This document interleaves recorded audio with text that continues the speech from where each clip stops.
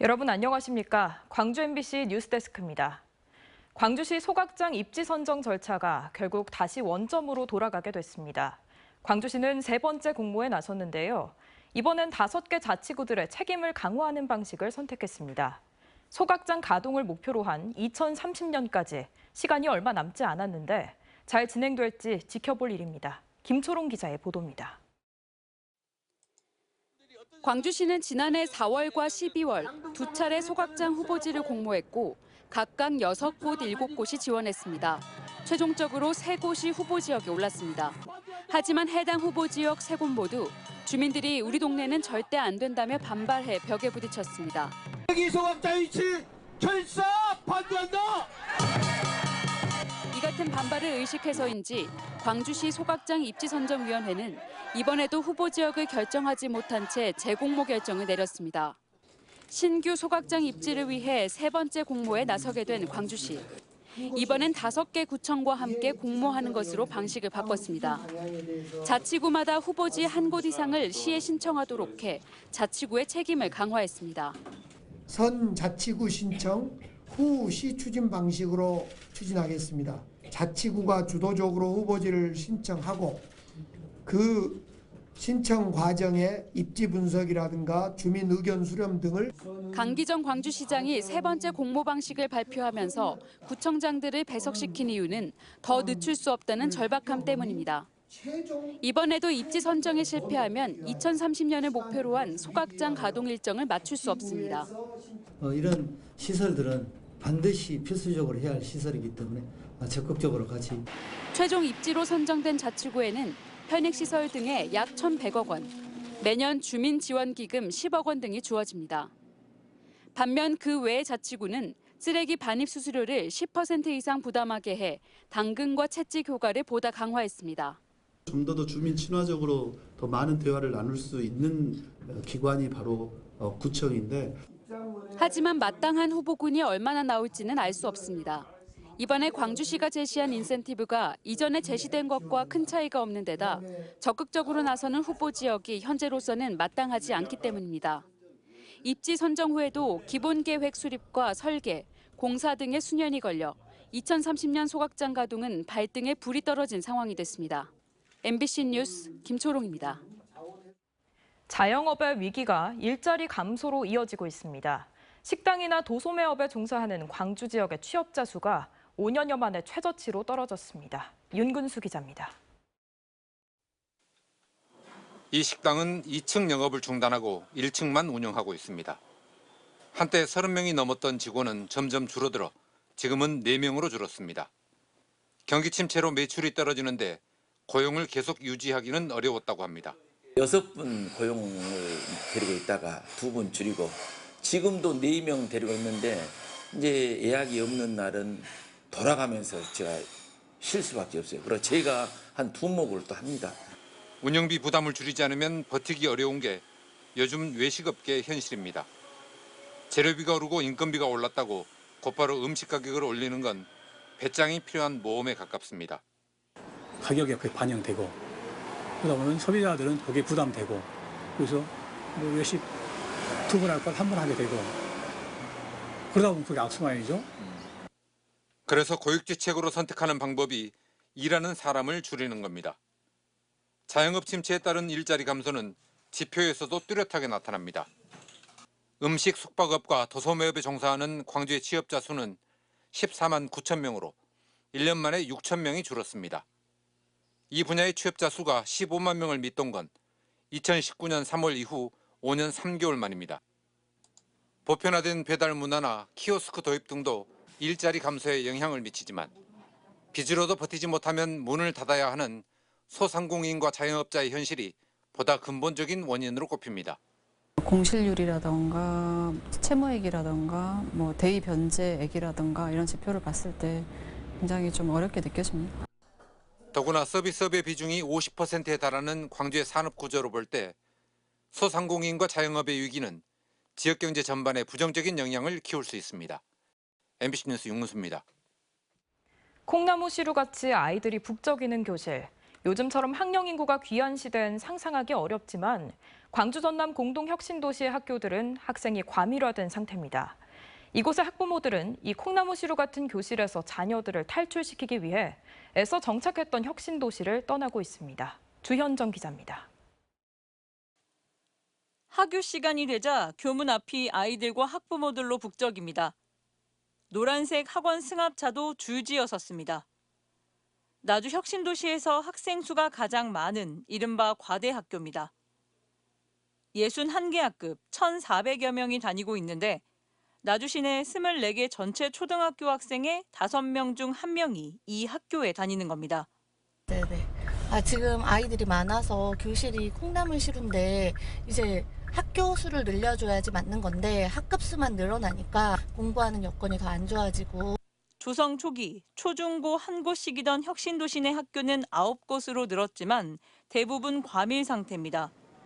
나주시 52개 교 전체 학생 수의 절반이 혁신도시에 밀집되어 있습니다. 혁신도시의 한 공공기관에 근무하는 이의진 씨는 기관 이전과 함께 8년 전 정착했던 나주를 떠날 예정입니다. 학생 밀집도가 높아지면서 자녀의 교육의 질은 하락하고 있고 지역적 특성에 대한 고려도 부족하다고 말합니다. 특성화 중학교 이런 게 있잖아요. 네, 전 절대 안 나갈 생각이 없어요. 근데 그런 특성화, 그러니까 내가 그 다음을 이렇게 미래를 그려보지 못하는 공간이기 때문에 이제 나가려고 하는 부분도 있죠. 공기업 노조는 교육 여건이 나아지지 않으면 혁신도시 확장성도 기대할 수 없다고 지적합니다. 교육적인 문제에 너무 이게 진척이 안 되다 보니까 이제 초등학교 때부터 일단 가야 되는 거 아니냐라고 이제 판단을 하고 있습니다. 하지만 교육당국은 전체 학령 인구가 감소하고 있고 타 지역과의 형평성 문제도 있어 학교 신설은 신중하게 접근해야 한다는 입장입니다. 인재 양성 중심지에 더해 지역 발전까지 많은 기대 속에 조성됐는데 너무 안일한 결정 아니냐는 비판이 나오고 있습니다. 근본적인 학교 신설이 이루어지지 않고는 이런 악순환이 계속될 것이다. 학부모님들의 선택의 폭을 넓힐 수 있도록 사립학교 유치하는 부분이 저는 가장 시급한 현안 과제가 아닐까. 혁신도시 교육 여건 개선, 더 이상 미룰 수 없는 과제입니다. MBC 뉴스 주현정입니다. 경찰관의 시간 선택제 사용 등을 문제 삼아 광주 북부경찰서가 소속 직원의 휴가 사용을 제한하고 수사 의뢰까지 했다는 지난해 11월 광주 MBC 보도와 관련해 국가인권위원회가 인권침해 결론을 내렸습니다. 인권위원회는 광주 북부경찰서가 소속 김모 경사의 휴가 사용을 제한한 것은 휴식권과 행복추구권을 침해한 거라며 광주 북부경찰서에 직무교육을 실시할 것을 권고했습니다. 전국경찰직장협의회는 성명서를 내고 광주 북부경찰서 상급자들은 우월적 지위를 이용해 부하 경찰의 인권을 심각하게 침해했다며 광주경찰청은 조직의 잘못된 관행을 바로잡고 재발 방지 대책을 마련하라고 촉구했습니다. 최근 여수산단의 한 부두에서 끼임 사고를 당한 노동자가 다름 아닌 경기도 시흥에서 다리 절단 수술을 받았습니다. 응급처치와 초기 진료가 이루어졌지만 지역에 수술할 만한 병원이 없어서 6시간 만에 수술 가능한 병원으로 옮겨진 겁니다. 유민호 기자입니다. 2013년 여수산단 대림산업 폭발 사고. 모두 6명이 숨지고 11명이 큰 화상을 당했습니다. 노동자 3명은 15시간 30분이 지나서야 서울의 화상전문병원에 도착했습니다. 다른 노동자도 광주 등에서 긴 치료를 받았습니다. 정신이 없었죠. 1시간가량 있다가 구출됐으니까. 제1병원에도 응급처치해가지고 광주까지 가는 데는 아마 밤 12시나 넘어서 도착했었거든요. 10년 뒤 의료 현실은 얼마나 달라졌을까? 지난달 초 여수산단의 한 부두에서 노동자가 컨베이어 벨트를 점검하다 끼이는 사고가 발생했습니다. 현장에서 응급처치를 하고 여수에 있는 종합병원으로 옮겨졌지만 수술대에 오를 수 없었습니다. 그나마 가까운 대구와 광주에서도 환자를 받을 수 없었습니다. 사실 수시 접합할 수 있는 병원이 전국에 몇 군데 없고 다들 수술 중이어가지고 결국 사고 발생 6시간 만에 경기도 시흥의 한 병원으로 이송됐고 다음 날 접합, 이후 절단 수술까지 받았습니다. 제때 치료와 수술이 되지 않아 상태가 더 나빠졌다는 지적입니다.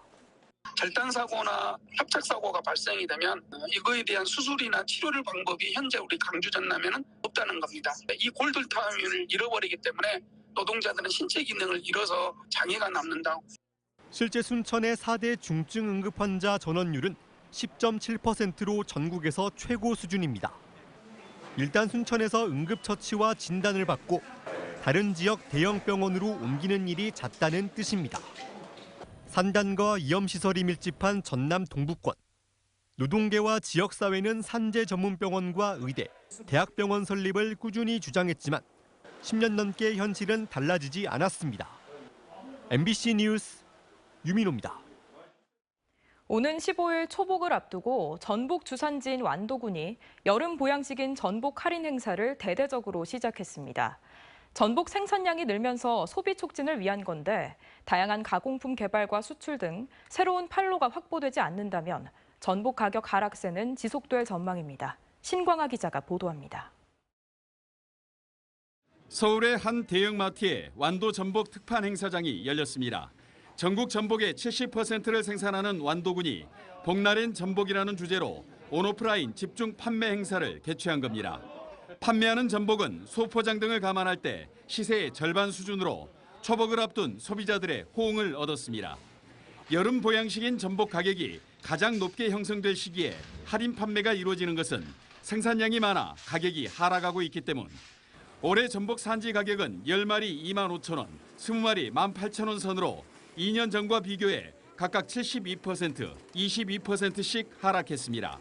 소비도 줄었지만 생산량이 2년 전과 비교해 10% 이상 늘었기 때문입니다. 그만큼 생산량이 많아졌고 또 생산적인 기술도 많이 좋아졌고 그렇기 때문에 이제 생산량이 대량화됐는데 실질적으로 소비는 안 되고 있고. 살아있는 상태로 소비가 이루어지는 전복에 대한 인식을 바꾸는 것도 관건입니다. 전복을 지금 직접 손질해서 그냥 먹기보다는 모든 게 다 손질돼 있는 상태에서 좀 간편하고 용이하게 드실 수 있는 걸 좀 선호하시는 것 같거든요. 어묵 등 가공식품으로 생산량의 10%, 판매가 정체된 크기에 일정량을 소비할 수 있다면 전복 가격의 안정을 이룰 수 있기 때문입니다. 전남 지역 학교 급식 또는 무료 반찬, 군납에 넣어서 한 그 정도 수요를 하면 한 500톤 정도를 소화를 해주겠더라고요. 세계 전복 시장의 80%를 차지하는 중국 등 해외 수출 활성화도 시급합니다. 전복 유통업자가 적어 생산 어민이 사실상 직거래 형태로 판매하는 유통시장 개선도 이루어져야 합니다. 각종 영양성분으로 원기 회복과 면역력 강화에 도움이 되는 최고의 보양식으로 꼽히는 전복. 매년 삼복 더위를 앞두고 소비 촉진을 위해 할인 행사에 나서는 전복 주산지 완도군과 양식어가의 고민이 깊어지고 있습니다. MBC 뉴스 신광하입니다.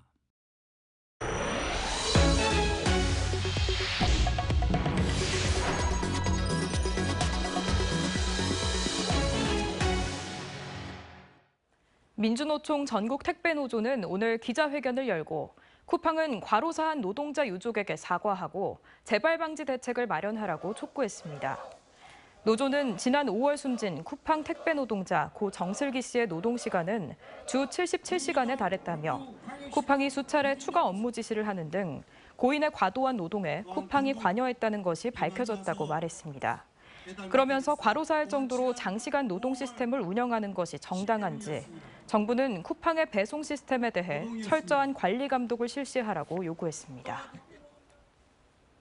광주 광산구가 시민들에게 투명하고 공정한 행정 서비스를 제공하기 위해 도시계획위원회 회의를 실시간 생중계했습니다. 광산구는 오늘 오후 2시 구청에서 열린 도시계획위원회를 온라인을 통해 공개하고 소경원 폐지와 사회복지시설 신설 등 해당 안건을 심의했습니다. 이번 회의 공개는 지난달 도시계획위원회 설치 운영에 관한 조례를 개정해 추진됐으며 이는 광주 5개 자치구 중 처음입니다. 광주 MBC와 광주시 교육청이 주관하는 제12회 꿈을 실은 독서열차가 오늘 광주 송정역에서 파주로 떠났습니다. 광주 지역 고등학생 75명이 참가해 2박 3일 동안 파주 출판단지에서 진행되는 독서열차 행사에는 홍성욱 서울대 교수와 함께하는 독서 토론을 비롯해 북콘서트와 출판도시 투어 등 다양한 독서 활동이 진행될 예정입니다.